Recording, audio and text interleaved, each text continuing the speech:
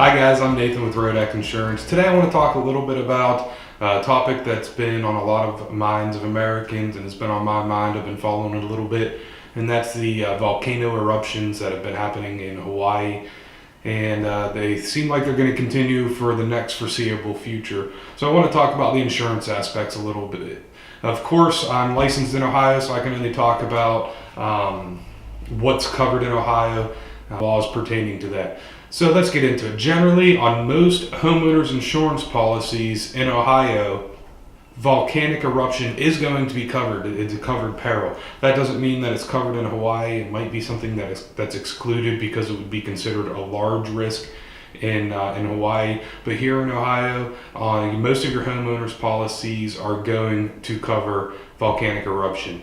One way to make sure, get your old policy out and read it. If you have a named perils policy, for it to be covered, it would have to be listed as a covered peril. If you have an open peril policy, then it would have to be listed as an exclusion for it to not be covered. So check that out. A lot of times it can be pretty confusing, so go ahead and call your agent. So what are the chances that we have a volcanic eruption in Ohio? Not very good. We don't have any active volcanoes in Ohio. I think the last one that went off from the research that I did was several million years ago, and apparently it was one of the largest volcanic eruptions that the Earth has ever seen. But it's not something that we really have to worry about here. We have some other natural disasters to worry about, and I'm thinking about doing a video series that will go over each one of those and talk about the coverages that are available, whether it be wind, flood,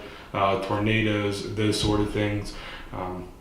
So stay tuned for that. If you have any specific questions about anything, nature-wise and insurance, leave me some comments and I'll try to make a video that will answer your specific questions.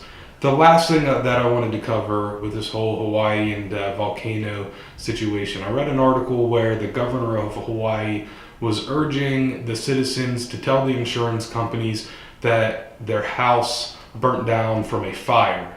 He encouraged the citizens not to tell the insurance company that the reason they don't have their home anymore is because of a volcano. He was worried that the insurance companies wouldn't cover the volcanoes, but they would cover a fire.